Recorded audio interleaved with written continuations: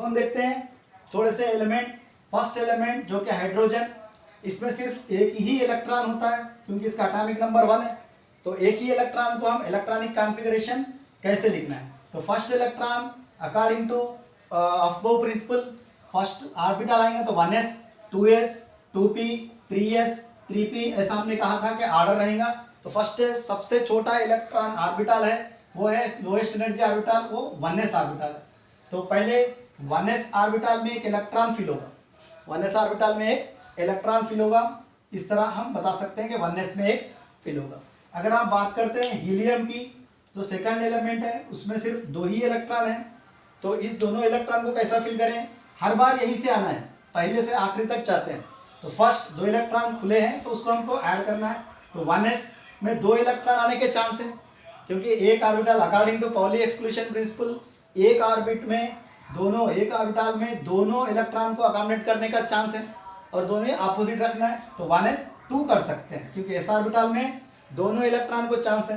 तो एक positive clockwise तो दूसरा एंटी क्लॉकवाइज। अगर हम बात करते हैं लिथियम जो कि थर्ड इलेक्ट्रॉन, 3 इलेक्ट्रॉन्स हैं, तो इसको फिल करते हैं। तो पहले आपको 1s से ही जाना है, तो 1s 2 अभी हमने लिख दिया 1s 2। अब एक और एक भी इलेक्ट्रॉन बचा हुआ है तो s तो फिल हो गया, इसमें 2 ही रख सकते हो, तीसरा इलेक्ट्रॉन रखने की चांस नहीं है। तो उसके बाद हम 2s पे जाते हैं, नेक्स्ट एनर्जी पे जाते हैं, वो है 2s, उसमें एक इलेक्ट्रॉन रखते हैं, वो है 2s 1 क्लॉकवाइज या एंटी क्लॉकवाइज रखते हैं। और फोर्थ ऑर्बिटल है एलिमेंट है बेरिलियम जो कि 4 इसका इलेक्ट्रॉन है, 4 एटॉमिक नंबर। तो 1s 2 और 2s में 2 रख सकते हैं, तो 2s 2। तो हम ऐसे फिल करते हैं, 4 हो गए। तो ये 1s 2s 2 2 इलेक्ट्रॉन को फिल किया। अब उसके बाद देखते हैं third one, fifth one, that is boron जो एटॉमिक नंबर है 5।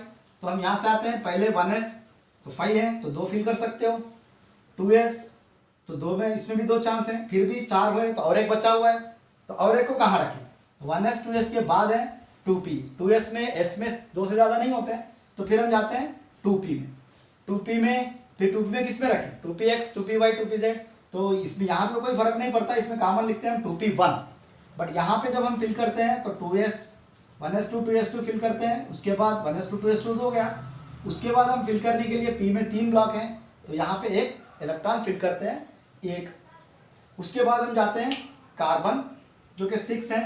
तो यहाँ पे अब 6 की बात करोगे तो 1s 2 2s 2 2p, यहाँ तक तो 2 4 हो गए। p में 6 रख सकते हो, तो दूसरा इलेक्ट्रॉन रख दिया हमने। तो ये तो 2 सेम है। अब यहाँ पे जाएंगे तो आपको इलेक्ट्रॉन 1 और 2 दोनों इसमें फिल नहीं करना है। क्यों नहीं करना है, क्योंकि अकॉर्डिंग टू वुंड्स रूल हम से क्या काम है, अगर सेम एनर्जी ऑर्बिटल्स आएंगे तो हम पहले एक एक इलेक्ट्रॉन को फिल करना है, उसके बाद ही पूरे कंप्लीट एक एक हाफ फिल होने के बाद ही फुल फिल हो जाते हैं। तो ये एक एक फिल होगा। उसके बाद अगर हम बात करते हैं नाइट्रोजन जो कि 7 है, तो इसका इलेक्ट्रॉन कॉन्फ़िगरेशन आएगा 1s 2 2s 2 2p 3 रख सकते हैं क्योंकि p में 6 इलेक्ट्रॉन्स को चांस है, तो 2p3, तो ये 2 ऐसे ही रहेंगे। तो तीसरा इलेक्ट्रॉन जो जाएगा वो इसके अंदर एक एक एक अकॉर्डिंग टू हर्ट्ज़ जाएगा। उसके बाद अगर आप 8वां इलेक्ट्रॉन एलिमेंट ले रहे हो ऑक्सीजन 8, तो आपको यहाँ से मिलेगा 8 1s 2 2s 2 2 हो गए तो 2p 4 आएगा। तो यहाँ पे आप देखते हैं तो 1s 2 फिल हो गया, 2s 2 भी फिल हो गया, और 2p 4 की जब बात आती है तो 1 2 3 जो हर्ट्ज़ रूल है अकॉर्डिंग टू हर्ट्ज़ रूल। अब फोर्थ पहले वाले को पेयर अप करना है, अकॉर्डिंग टू हर्ट्ज़ रूल पहले वाले को पेयर करेगा, ये ऑक्सीजन है। उसके बाद फ्लोरीन जो 9th one 1s 2 2s 2 2p 5 भी रख सकते हो, 1s 2 2s 2 2p 5 जो कि 1s 2 2s 2 तो दोनों के लिए सेम है, और 2p 5 मतलब फिफ्थ इलेक्ट्रॉन आपको यहाँ पेयर होगा, ये नया आया वाला इलेक्ट्रॉन है फिफ्थ इलेक्ट्रॉन। उसके बाद हम देखते हैं नियॉन जो कि 10 नंबर है। सो 1s 2 2s 2 2p 6 1s 2 2s 2 2p 6। अब p ऑर्बिटल के पावर कंप्लीट हो गए हैं, पूरा फिल हो गए हैं, p में अभी ज्यादा इससे ज्यादा नहीं रख सकते हैं। तो ये आएगा 1s 2 2s 2 2p। अब इसकी फिल करते हैं तो 1 2 3 4 5 एंड 6, p भी कंप्लीट हो गया है। अब देखते हैं 11th electron that is sodium by 11। तो यहाँ पे एक भी फॉर्मेट होता है इलेक्ट्रॉन कॉन्फ़िगरेशन को बताने का, क्योंकि बहुत सारा लंबा जा रहा है, आगे बढ़ रहा है, तो इसको थोड़ा सा शॉर्ट फॉर्म में भी लिख सकते हैं। क्योंकि सोडियम तक आप देखोगे 11, तो 10 तक तो सबके लिए कॉमन है, इसके बाद के वालों को सबके लिए 10 कॉमन है। तो 10 कॉमन है तो इसको हम ब्रैकेट में जो 10 का नंबर है वो नियान है, सो ब्रैकेट के अंदर नियान रख सकते हैं। इससे क्या होता है 1s2 2s2 2p6 लिखना और ये दो लिखना, दो बराबर हो जाता है। तब उसके बाद 11 2p के बाद जो आता है वो है 3s। तो इलेक्ट्रॉन 10 तो यहाँ तक फिल हो गए, 3s 1, ये 10 + 1 11 को रिप्रेजेंट करता है। मतलब नोबल गैस के बाद जो भी आते हैं उसको हम यहाँ नोबल गैस को लिखने से ही ऑटोमेटिकली पता चलता है कि 1s2 2s2 2p6 already completely filled है, इसको 10 और एक 11 माना जाता है। इस तरह हर नोबल गैस के बाद, जैसे कि समझो आप मैग्नीशियम, इसके बाद का लेते हैं मैग्नीशियम 12, जो कि नियान ऑलरेडी हमने 10 रख दिया है, बस बचा है 3s2, इससे 10 + 2 12 हो जाएंगे। अब आर्गन, इसके बाद अगर नोबल गैस लेते हैं आर्गन 18 नंबर, आर्गन के बाद आता है पोटाशियम, ये जिसका नंबर है 19।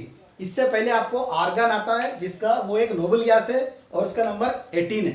तो आर्गन लिखने से पूरा लिखने का छोड़कर सिर्फ आप आर्गन लिखोगे तो ये रिप्रेजेंट करता है कि 18 फिल हुए हैं, 1s2 2s2 2p6 3s2 3p6 completely argon का फिल हुआ है। उसके बाद जो आने वाला इलेक्ट्रॉन है खाली वाला 4s1 इस रिप्रेजेंट करता है कि 18 + 1 19।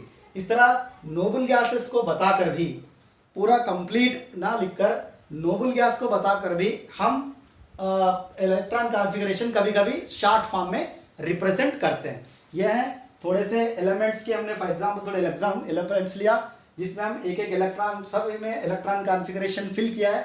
ये इलेक्ट्रॉन्स फिल करने का तरीका है इलेक्ट्रॉनिक कॉन्फ़िगरेशन में।